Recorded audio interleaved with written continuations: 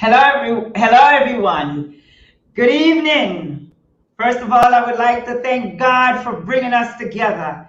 This is going to be an awesome show for many of you.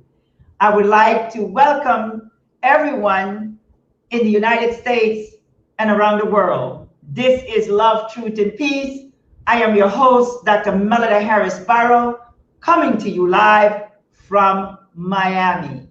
Now, this show was created to equip nations and people with the knowledge and tools they need to improve, create, build, prosper, and change their environment so that they can effectively lead to a better future. Today's topic, and to discuss, I would like to introduce my co-host is not here today, so it's just going to be us. I would like to introduce Greg Commander, founder and CEO of Commander Peace Academy, alternative to voice program he does, and also reentry, building a bridge from prison to the outside world. And also, he's an advocate for risk youth. And here we have our sister, Sharon Pickett. She's an author, and this woman is awesome. And she is going to talk to us about many things. She's going to talk to us about relationship. Welcome, Sharon, and welcome, Greg. How are you guys doing? We're doing well. Thank you so We much. good. You're good? Yes, we ready. Great. I want to give a shout out also to my girl, Karen Hicks. How are you? She's the one that said, hey, Yeah. Karen, how you doing, mommy? Yeah. I know she's right now sharing all this information over to her friends and organization. But I want to say, first of all, I want to thank Karen because Karen is the one that said to me, Dr. Melita, we need to do a show about women and all this other stuff. So she called me, Greg, today, and she said, you need to put that man on your show. she's always advocating for me. I know. No, she advocates for everyone. Everyone. Yes. Yes. So I want to start off the show by with Sharon first. Tell me about you, Sharon, and tell me about that wonderful book that you wrote, please. Oh, absolutely. Yes. My name is Sharon Pickett. I founded an organization, first of all, called Wives of Wisdom. I've been married for 30 years. We have one adult son. This organization that I started basically was inspired based on women who were challenged in their marriages, and then women out there who wanted to get married and they were frustrated. They found that it was so difficult meeting men that they considered quality men. And then, of course, women who are married, they were had run into a lot of pitfalls in marriage, and they really didn't know how to navigate through some of these pitfalls. So Yeah.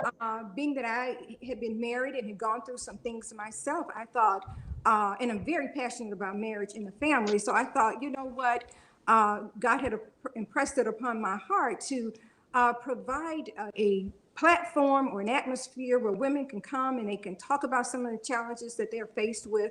So again, the organization is Wives of Wisdom, also known as the WOW movement. And our mission is to empower, to encourage, to mentor. And I've also started a coaching component I've added to Wow, the that's organization awesome. as well. So Yeah. I do marriage breakthrough coaching, and my organization is mainly geared toward women. However, with this coaching piece, I will coach Yes. couples. But you know, so many people have testimonies where this has been something that they've longed for, where they Yes. wanted to come and be able to talk and be transparent. So, and then of course, I wrote a book Yes. called When I Do, But He Doesn't, God Will. Wives doing their part in marriage. And I wrote Yes. this book about 7 years ago, and I didn't set out to write a book per se, Yes. but as I was going through some challenges in my marriage, I started to journal. And when I looked back on those journals, I found that, wow, this is a lot of information that I didn't realize I had even journaled. And so I Exactly. decided to put it in a book. And so there you have it. There you go. There you go. So now let's get to Mr. Greg, Commander. You know, I think your name is interesting because you are a commander, you know. Yes. You are a commander. You are a commander. Tell us a little bit about yourself. Well, I'm out of North Carolina, small city, High Point. I grew up here, born and raised. I lost my mom in '87. My father left home. I ended up in the streets, hustling and getting tied up with what we call the wrong crew. I just say that we got caught up.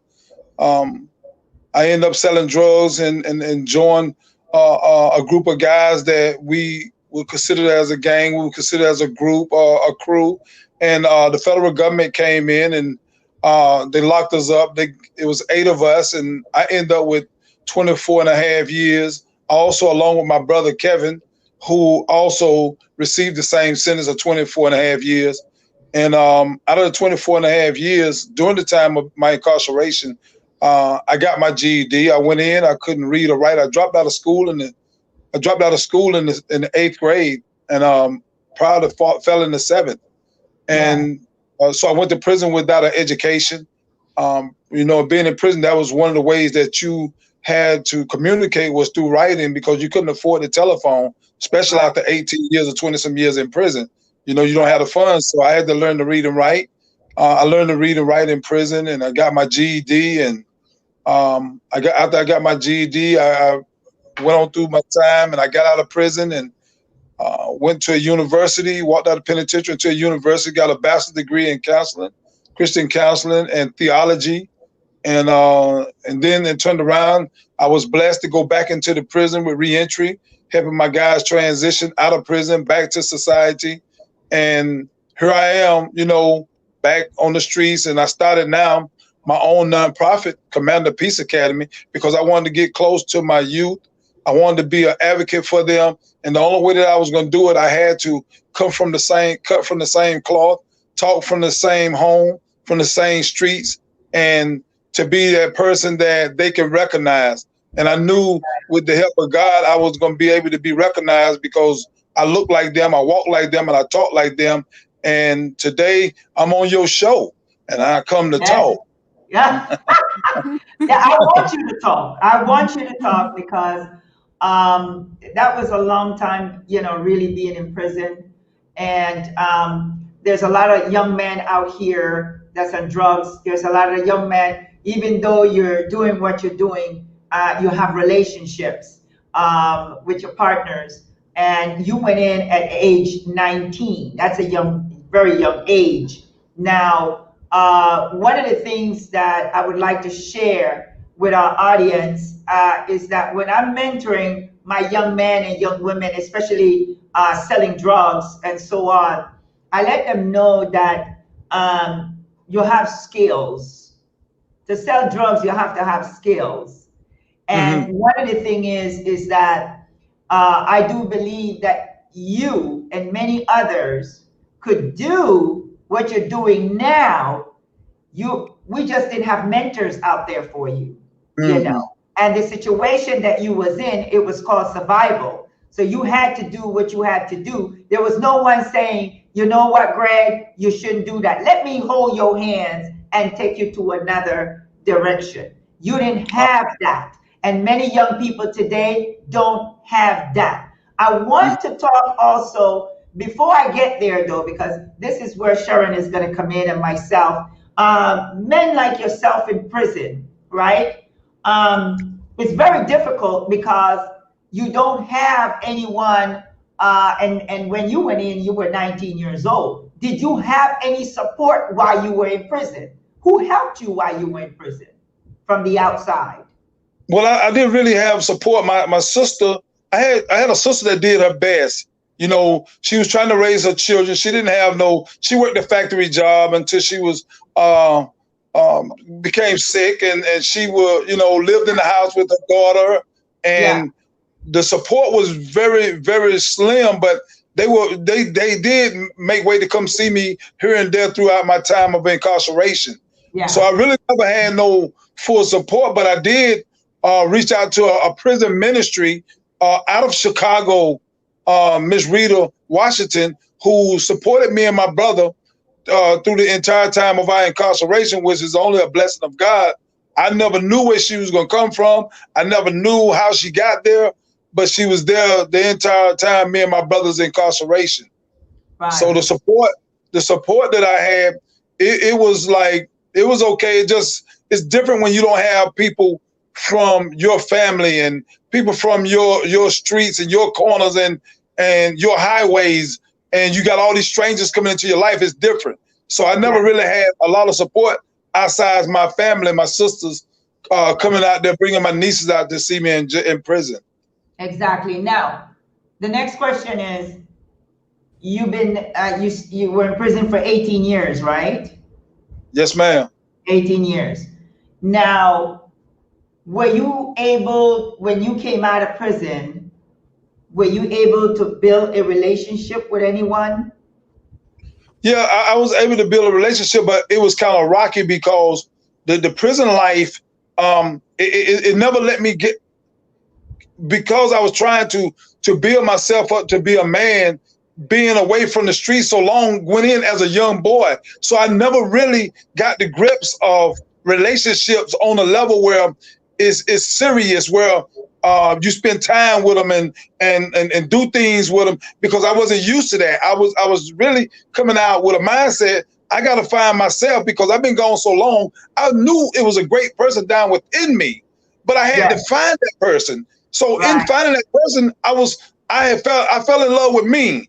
I was getting to know me. I want to know who I was, so I can be able to be good to someone else, or able to embrace in a real way. And I've been in a relationship, but the relationship was raggedy because I couldn't adjust well. I couldn't do the things that men do. I still had prison in me. How to function, how to think. Don't trust people. I don't want people. I don't do a lot of talking. And this in relationship, you have to feed your significant one that information. And even to this day, I'm still finding it difficult for me to do that, because it's been taken out of me to share information and things about me. Yeah, because you've been there so long. Yes. Yes, yes.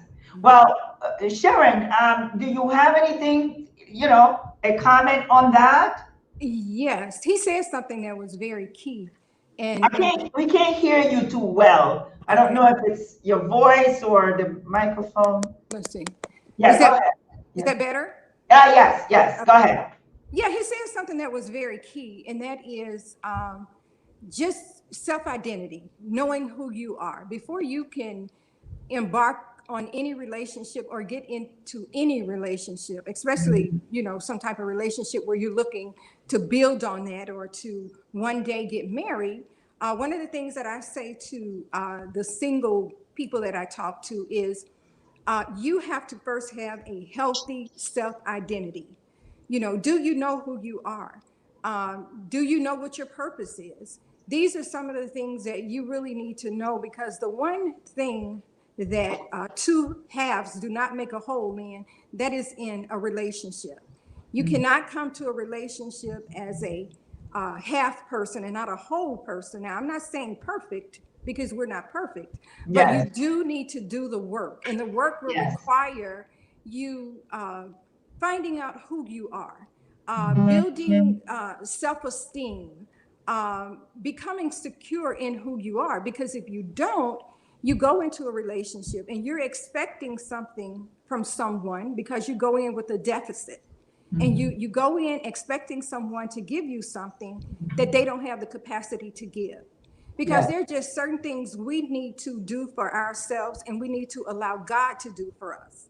And that's why so many relationships and marriages are fragmented, because people are so anxious and desperate to get involved with someone because they want someone to make them feel better about who they are.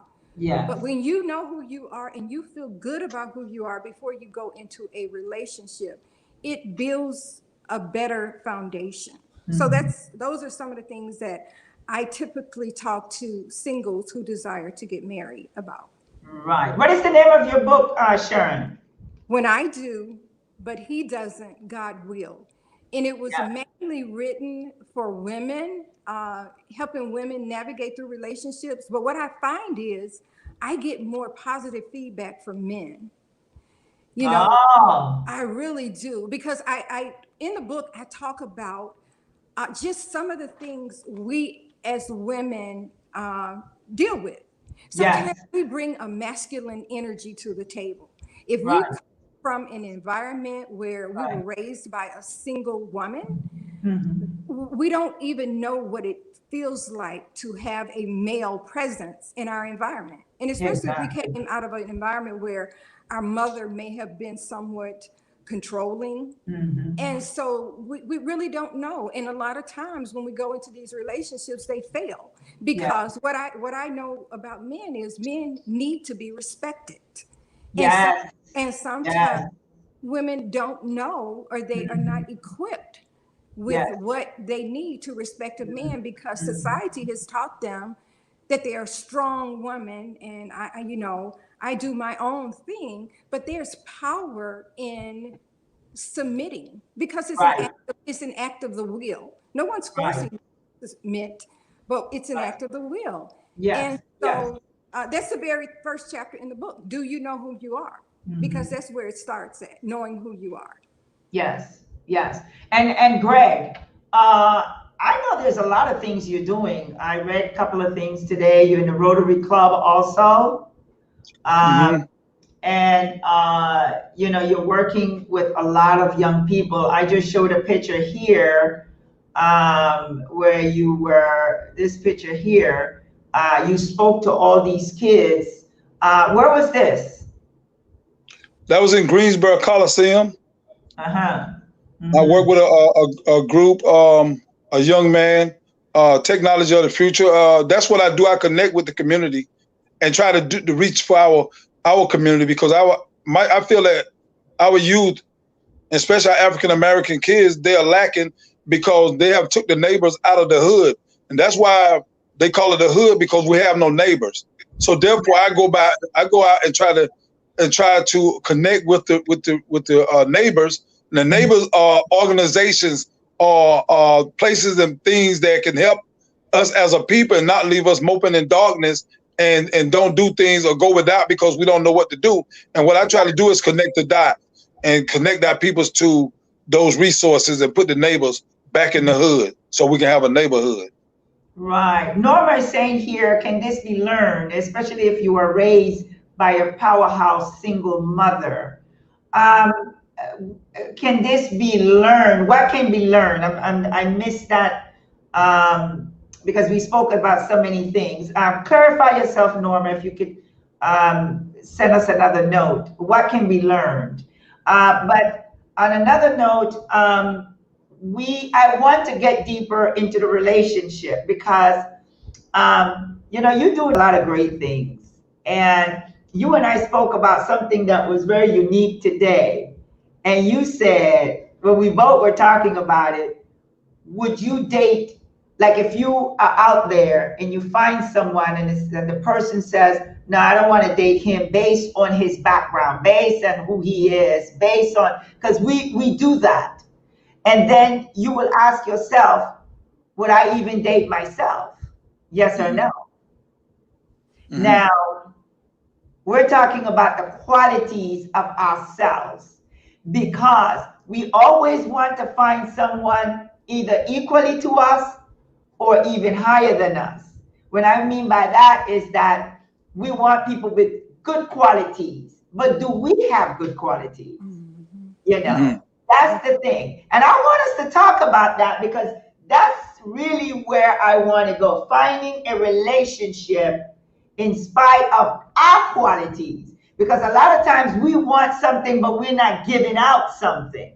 So even men that's in prison, let's say, and they come out and they don't have those qualities, what would you do? Would you fix that? How would you know to fix something you don't know to fix? You know what I mean, Greg? Uh-huh. Well, that's what the problem is. See, especially with a lot of men in prison, we build the standards up because sometimes we get so heavily minded till we know earthly good.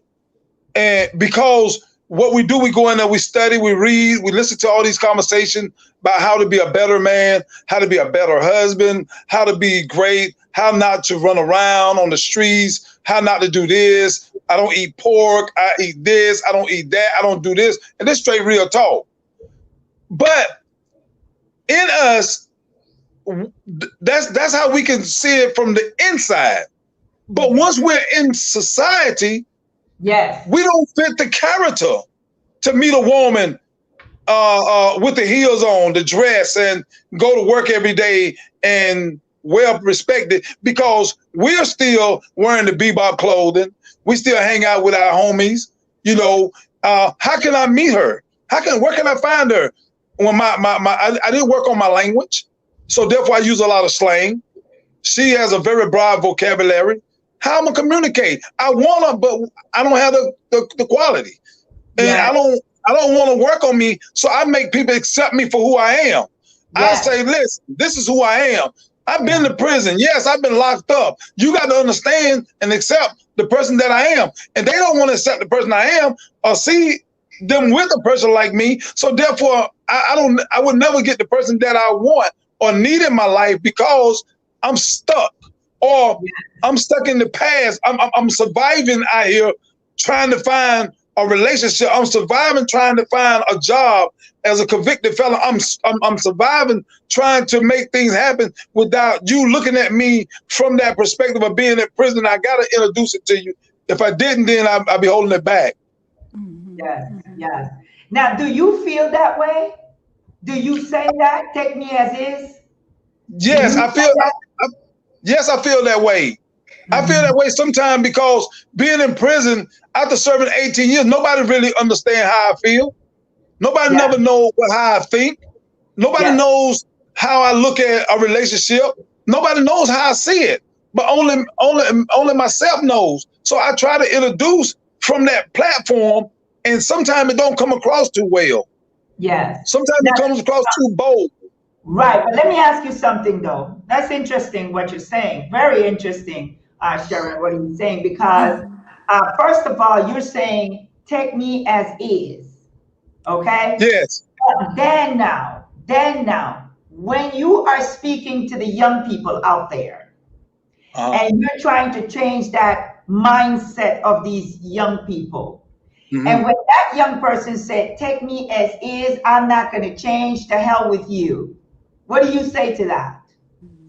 See, one thing about I meet them where they at. I understand where he's at. I understand where that child is at. I know how to communicate from that base. Yeah. But at the same time, Paul speaks in the Bible. He says, I will become one of them that I may gain one. So how can I become something that I've never been?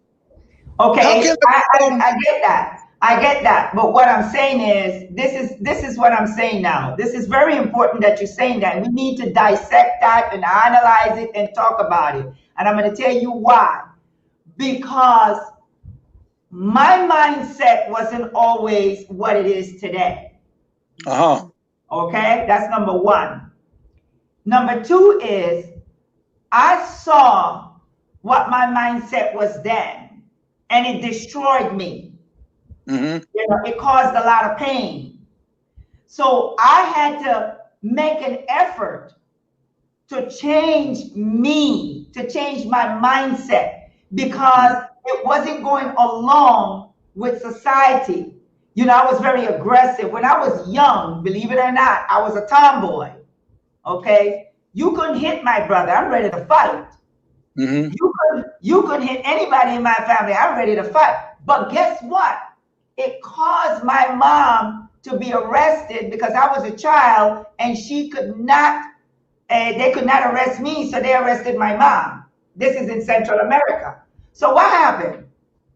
I thought about that, and I said to myself, you know what? I have to change. But it went on years and years and years, full of anger, based on a lot of fights and things in the home. But did that do me any good? No. So I couldn't go further and say, take me as is. I had to make that effort to change me to be in peace, to live a better life, in order for me now to be even able to find someone compatible to me. My first marriage didn't work out, right? And because I'm still going through a lot of things in my head. So I was able to tell myself, Mel, you need to change. You need to change the mindset. And I'm going to tell you why it's important. Because now I'm living a better life. Now I'm at peace. Now I'm able to function in a positive way. And at the same time, Greg, I'm able now to teach others what I've been through and where I'm at now. Sharon, you want to take on also? Say something? Yeah, I don't think you have to change Change totally. the Yeah, person that you are, but you can improve who you are. that's a good word. Yes. Because we all have room for improvement. And one of the things that I would say, I think that all of us need a mentor at some point in our lives. And especially when you've been in a situation where you've not been exposed to, the way of life or the way of life as you know it now, you may want to ask someone that you've watched to mentor you. Because you are, you have come back out in society. Things are so much different from what they were when you were here. Women are certainly different. And you want to be open to improve yourself. You don't have to change the person that God created you to be. But I think we all should be open for personal development. We all should seek to be the best version of ourselves, and we all should look to grow. So it doesn't mean that you have to change the person that God created you to be, but you can become a better person. And I think that we all require things from people in relationships. But I think what we don't spend a lot of time doing is, what can I offer a relationship? What do I have to give? Most of the time we're looking at, I want this person, they have to look like this, they have to have this. But we also should spend equal amount of time figuring out, what do I have to offer? It's a two-way street. So that's what I would say. I would definitely say a mentor. It's a good place to start. Yeah, because go ahead. Go ahead. I say too, one thing that I look at with society too, also, that I understand from a perspective that a woman would tell a man how to live. And we talking about coming out of prison. We talking about a guy that's been incarcerated. When he comes out of prison, the average person in society would tell him how he should live and live a relationship. And this person, myself, I'm looking at society. I'm looking at the mindset of them. Where do I get off that the women are all right because they've been in relationships? They fail. They did this. They fail. They good women. They fail. Maybe they never really dealt with a man like me. Maybe they never dealt with a person who has some certain morals and principles and standards is a little different from society. So maybe could you work a little bit on you to work with a person like me and help build me up to be the person that we can be? I love what you're saying. I really do. And it doesn't even have to be a man coming out of prison, men in general. And I'm going to tell you what, women, we are nurturers, right? And let's say I meet you and I like your qualities, but not all of it. Right? I don't like all your qualities. I just like some of your qualities. And then if I really, really like you, I would say maybe this can work. Because honestly, this has nothing really to do with men coming out of prison. This is about men, period. Because there's a lot of men out there that you date act like they were in prison when they come out due to society. So we as women, believe it or not, we are always nurturing our husbands, guiding them, telling them. I mean, that's what I do with my husband. If I see that certain things that he wants to do and he said, I don't think I can do it. No, papi. Yes, you can. You can do it. And those things start changing. When I met my husband, he said he was shy. And I go, no, I don't think you're shy. That's in your head. So I worked on that with him. And now you can't keep his mouth shut. He just talking and talking and talking. So these are the things also that we put in our minds. And I feel, I think I'm going to say this, Greg, is that yes, you've been in prison, but we shouldn't be focusing too much on our past. What we should be doing is improving for the present, for the future. In the present, for the future. This is not about, I love what Sharon said. This isn't about changing you. This is not for a woman. This is for you. Because when I started transforming, I wasn't doing it for anyone else. I was doing it for me. Because I also realized that, wow, I have a hard side of myself. I need to kind of blend that out a little bit. That kind of thing. But the bottom line here is we shouldn't even be focusing on the fact that you were in prison and might have all these issues. There are men out there can't find a woman because of the qualities. That's the conversation. Because we have qualities. I have certain qualities about myself that my husband go, you know, man, you need to work on that. And I go, work on what? Blah, blah, blah, blah, blah. I say, okay, you're right. But I analyze it and I see where what I'm doing, he's getting upset. I don't want him upset. I don't want him to be angry all the time. I don't want him to be coming to me every day, man, why didn't you close that top? Every day I got to close it for you. And I go, work with me. I'm going to get there one day, you know. But I'm going to tell you, in a relationship, and if you have a good relationship, the idea is pleasing that person. If it's something that I can work on, I want to please him. I want him to feel happy because guess what? When he's happy, I'm happy. When I'm happy, he's happy.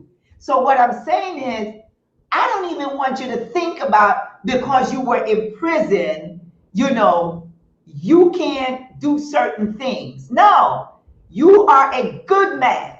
For what I've seen and the work that you are doing, you are a good man. So my point to you is, let's not focus on because you were in prison why you know, of the change, you know, because you're doing a lot of good things, a lot of good things.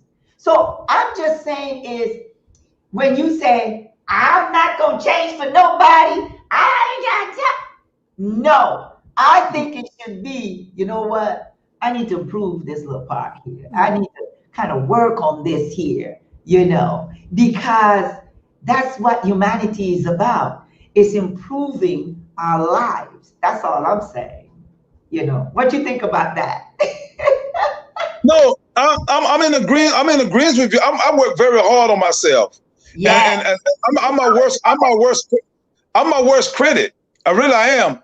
I'm my worst critic because my vision and my views are a lot deeper than a lot of people that I deal with every day, because they look at my thoughts and my visions as like, you are foreign, man. Don't nobody do that no more. You don't come across like that. You're doing that wrong. So I you know, when you sit back and I did a lot of research and I studied. I wrote this poem that I wrote, you know, back when I was trying to figure out when I was in prison, why do so many of us do wrong? Why do we get caught up? It's because everything that we did, I've come to find out, we was all trying to impress a woman. Selling drugs really is not even about ourselves. It's almost like going in the store, you see an outfit that you like, you know, you look at that outfit first for yourself. Oh, I gotta have it, blah, blah, blah, blah, blah. Then you go in there and try it on, It's not even about you no more. When I walk in this place, I'm gonna kill them. They're gonna be looking at me like, man, where you get that outfit from? It's all about the next person. So I had to really figure out what the value of a woman was. So in finding out what a value was, I learned what the value is through reading the Bible. I learned what the value of a woman. But my thing is, do I fit the character or the individual to meet the value of the woman that I expect the woman to be? Then you come and you see the woman doing things that don't fit that character. Not saying that we all have flaws. Some things are not always done proper. No, we're not perfect. But the woman has so many problems. She has so many problems about the way a man live his life, especially coming out of prison. And I'm an advocate for my guys that's in prison because it's very hard for us. Because most women turn their backs on us in prison, so we build these calluses on our heart when it comes out here, far as trying to open up to that point to be hurt again. Because when we left the streets, no, it's not possible for a woman to ride with a man for 10, 15 years in prison. I wouldn't want a woman to do that. But in your mind, when you first started, you believe it's possible because I'm your ride or die. I do whatever it takes for you. I would never turn my back on you. And after you start doing that sentence, guess who first one leave? That one that you love the most, the one that you did the most for. So therefore, we come out of prison with a calluses on our heart. We can't grab a woman. I can't and couldn't grab a woman real tight because I was afraid if I grab her tight, I was going to lose her and it was going to hurt my little heart again. I've been in love before and I know how it felt, so it hurt and it didn't feel good. So I ran away from love a long time. So what I did, I fell in love with me. I said, I'm gonna work on me. I'm gonna get myself right. And then in the process of getting myself right, I started to realize that it's a shadow of a man becoming right. There's a shadow. They say behind every good man, there's a good woman. Now you start to see, you can see as you go bettering myself, I can start to see a woman walking into my life, not on me, but walking into my life. And I'm observing from a distance and I'm looking and I'm watching. I said, will she hurt me? Will she do me like the other one did when I went to jail? Who was down? I gave her everything that I had. I had everything I done gave her. And she turned her back. Wasn't even a year in prison. She was gone. And this is when I took care of, and this is when I fed. This is when I gave everything I had.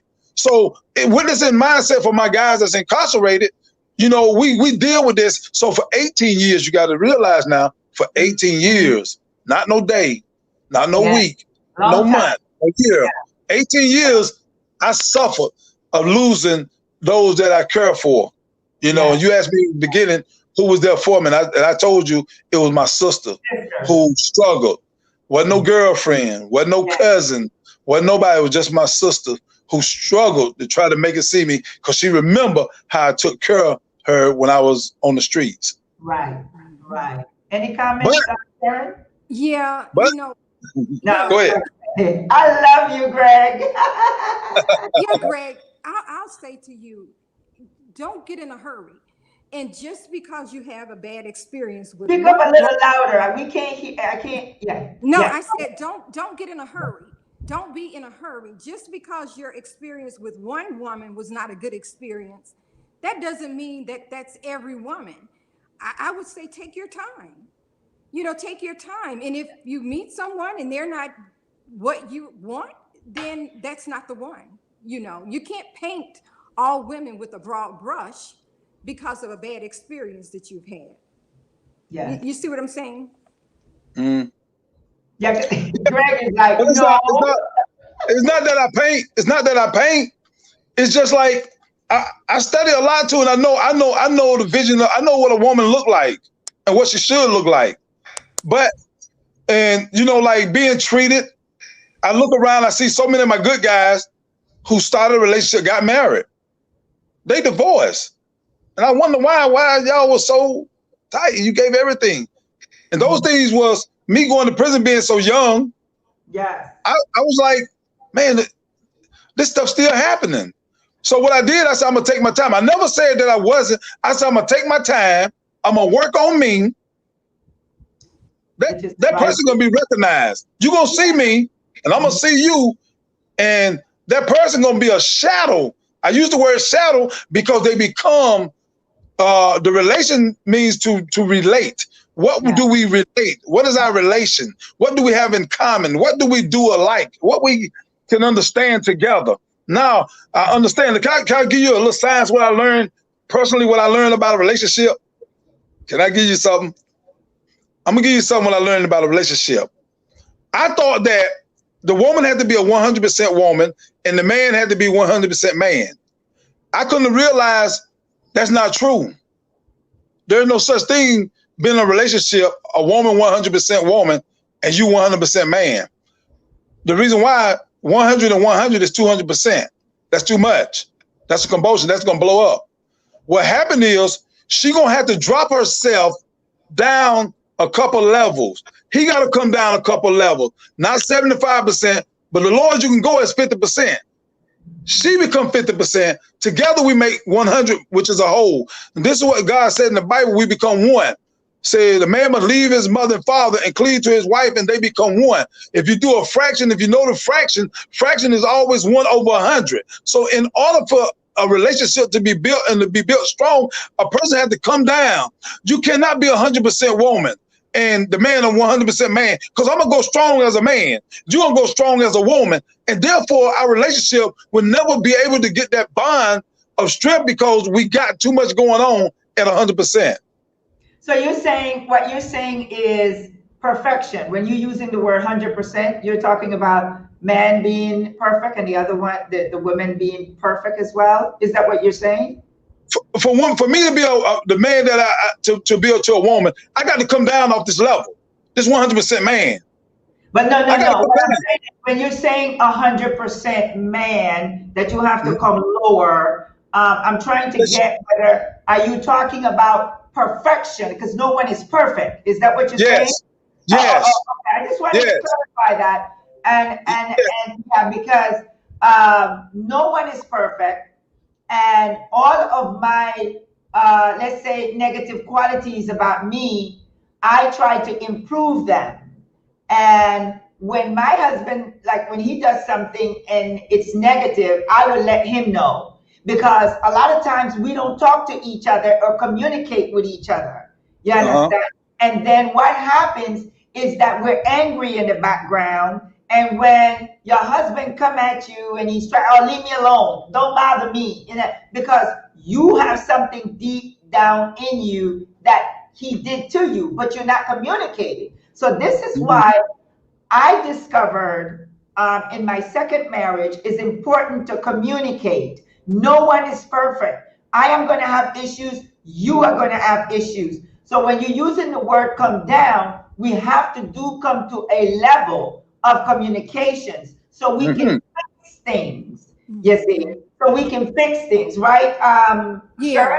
Yes.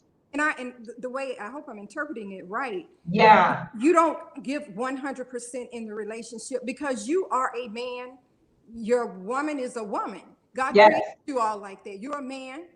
She's a woman. But when it talks about being in a relationship and the two of you becoming one, you may not give 100% all the time. You may give 50 and she may have to you may give 60 and she may give 40. But that's the part of what a relationship is give and take. But you don't change the person that you are because the word of God tells us that marriage was made for one man and one woman. So you are a man, she is a woman. But when you guys come together as one, you guys come together to make the union work. She's your helpmeet.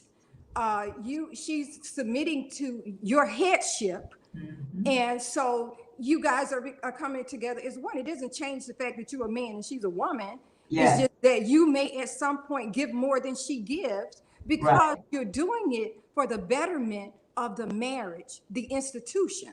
And that's what it takes for a marriage to work. Sometimes I don't give 50% in my marriage, and my husband has to extend himself beyond that point. And sometimes it works the other way. But when your focus is on a healthy relationship and a healthy marriage, you are going to do what you need to make that marriage work. Sometimes you just have to take down. Sometimes you have to be quiet.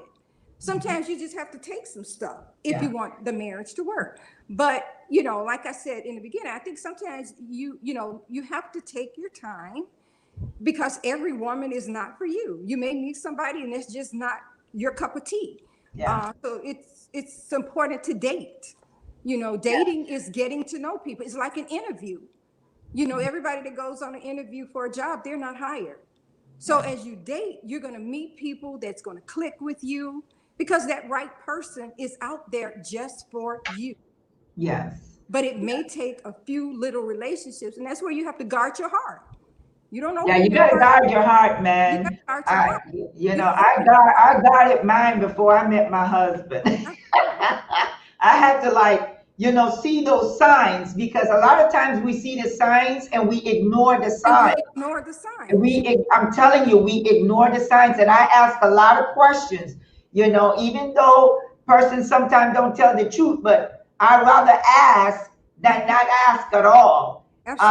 You know, because when I met my husband, I asked him a whole lot of things, and there were certain things I didn't agree with, and I told him what I like of him. I specifically said, I would love for you to open the door for me, because that's what I like. If you can't do that, you know, I don't do this, I do that, because I myself, I define myself as a queen, that I am. But guess what this queen is going to do? She is going to treat him like a king. Absolutely. You see? And that's what I do for my husband. He treats me good, and I treat him good as well. And that's what I wanted in a relationship. This is why I asked him many questions, and I said, you know, I like when a man opened the door for me. I like when when I go to eat, he pulls out the chair. Yeah, all these little things that might not mean a lot to a man when you start dating, but these are the things that I wanted from him. So I told him what I wanted, and like when it was open the door, because he didn't do it with his ex-wife, he would fail, but I would just stand there by that door and I wouldn't move, and then he'll go, oh, okay, yeah, and he'll run around and open the door, you know. But that's what you call communication. Tell your man what you like. Tell your man what you need, you know, when you first meet that person. And that person would say, well, I'm not used to doing that, but guess what? I really like you. I'll do that. That's the improvement part that I'm talking about. This young lady is asking, ¿Qué significa ser mujer?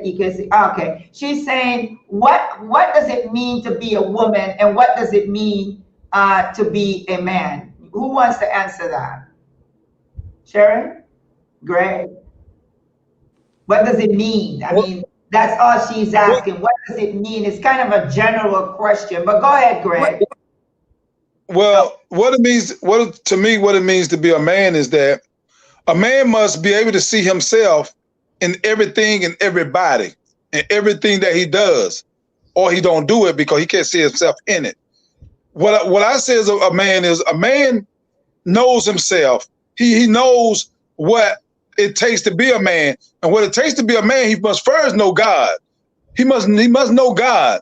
In order for man to exist, he must know God. And if he don't know God, then he way off the mark of being that man, because he need a testimony. A man need a testimony, and I'm full of them. Yeah. But at the same time is that, you know, being a man is knowing how, it's not how I love a woman. It's not how I hold her what makes me a man. What makes me a man is being able to be a reflection of the quality that I am without you getting close to it. You know, without you touching it. Love walks in the room, you can feel it without you touching it and getting involved with it. I don't have to go and touch something to realize that it could be hot or it could be cold.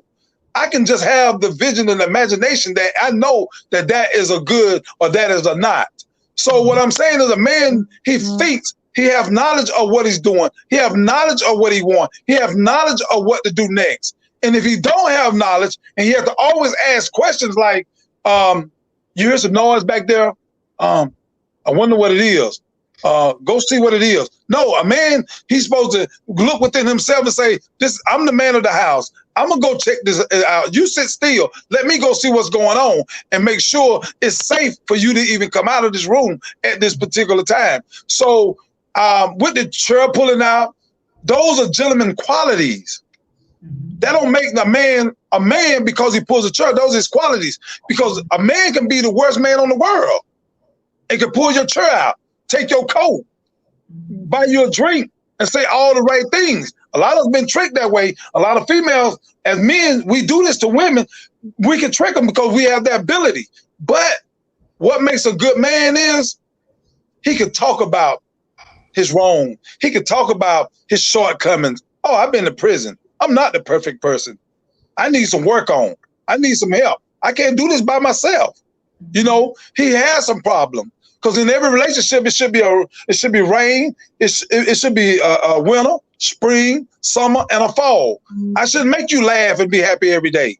You should feel sad. Sometimes you should cry.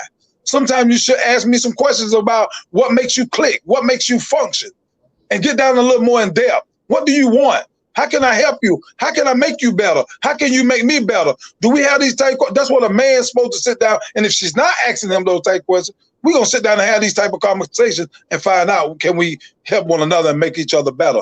And I feel like that's a position of a man, because God spoke to man and told man something. Man should never speak out of his feelings. He should take a seat back before he speak. He should speak from an intellectual view. He should speak from his intellect, never from his feelings, because he will do things that's not right. He will lower himself of being the man that he is because he spoke from an emotional stand. That's why he has a woman. She does the emotional side. He does the intellectual side. But at the same time, he able to open that spot up and let her in and to handle that part. I can cry with a woman. I can. Because I can understand. Because I understand her views. And I understand a woman a lot more than the average woman knows herself. I done broke down the reading and studied the body of a woman. I broke down the vagina, the parts of the vagina. I had to learn all this stuff to understand why we falling short as men. Why is all us in this prison, packed up in this prison? Because we was showing off for a woman. We had these big rims on our car. It wasn't for no man. It wasn't for ourselves. It was for to show up in front of other people. Mostly for a woman. So to be a man, we got to think like a man. Yes, yes. Norma is saying to the question that the previous comment was, does she mean what are gender roles? I think that it's culturally defined. So when you marry someone from different cultures, it can oftentimes be challenging as the expectation of those roles are quite different. And that's true because I was married to someone that was born here in America. I'm from Central America. So yeah, that could be the way I was raised was totally different from how he was raised, but it doesn't have to always be from another country. It can also be by how you was raised and how I was raised. We were raised different. So we're looking to, I'm more aggressive, he's more laid back. It's all how you was raised.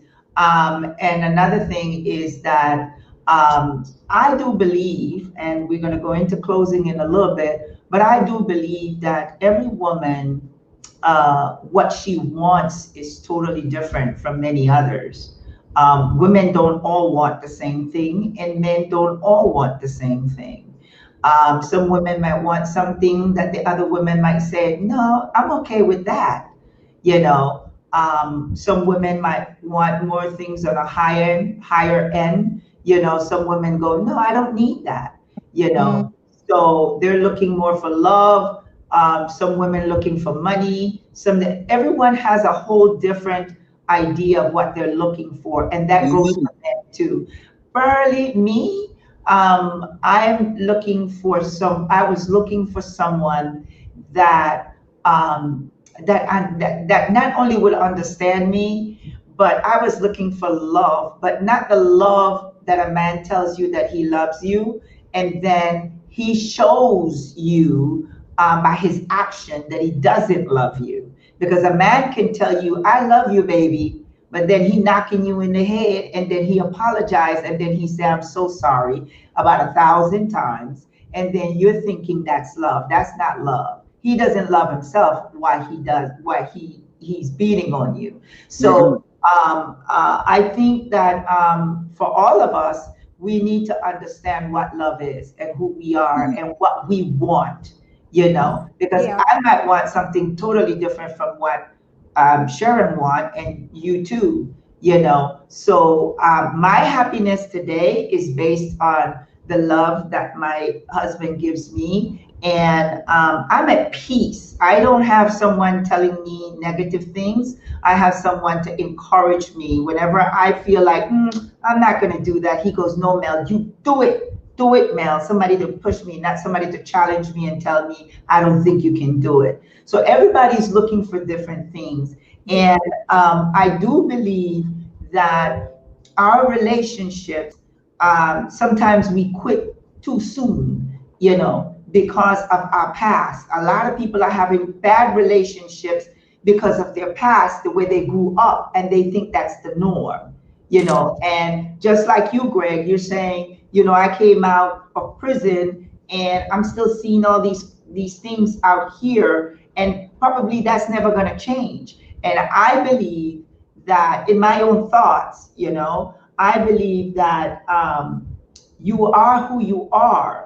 And there are women out there that would say, I love Greg the way he is. You just never know. Because there are women and men out there that some men say, well, I can't stand her. But some men would say, I love her to death. Like a lot of men say to my husband, they'll say, hey, your wife is aggressive. Your wife is this. Your wife is that. And they're looking at it because of the type of work that I do. And my husband would turn to them and say, well, it takes a man to be with a woman like that. And it's just that simple, because some men can't deal with the fact that she's out there doing great things and traveling all over the world. Some men can't handle that. So Right. I needed a man that can handle that. A man that embraced me, that when I'm away, he's saying, hey, Mel, what are you doing?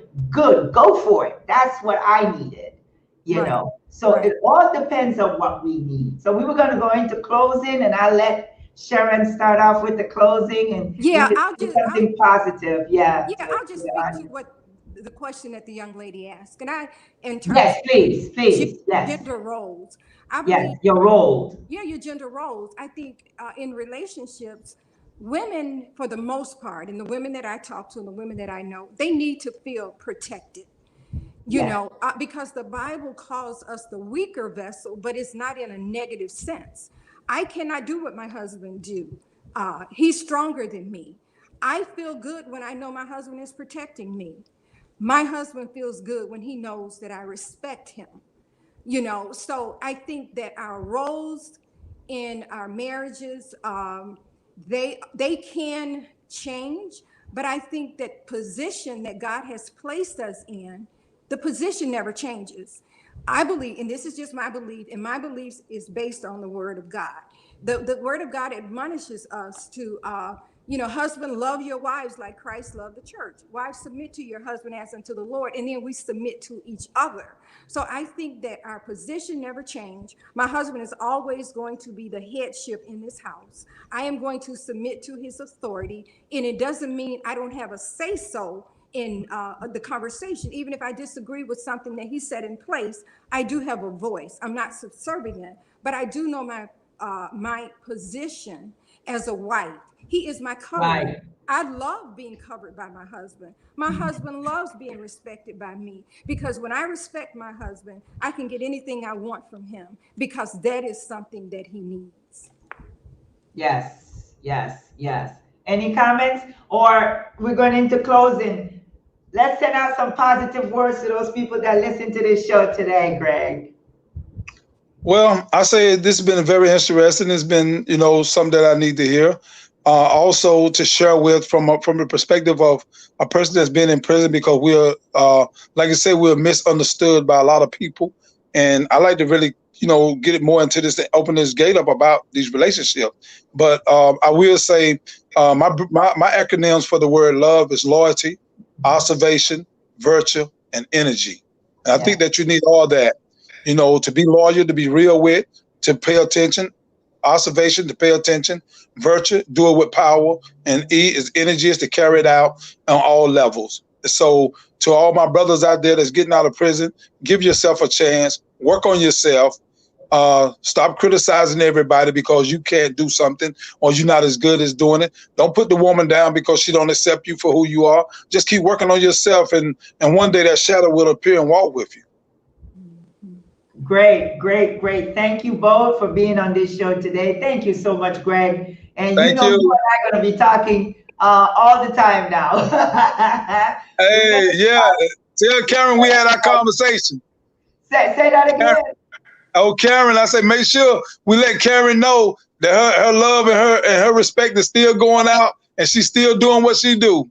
That's right. That's right. That's a beautiful woman. Yes. She's there. She's connecting people together. That's her gift, is connecting people together. A Few Good Women, that is her organization. And I thank you, Karen, once again. Thank you, Sharon, for being on the show. And for all the ladies and men out there, the idea is come together, take care of yourselves, unite, because that's what we need now with men and women. We need to come together. We need to unite. We need to build our relationships. Yes, we're going to have positive and negative qualities, but we can always improve of them. Thank you once again, and good night. Thank you. Thank you. Thank you. I love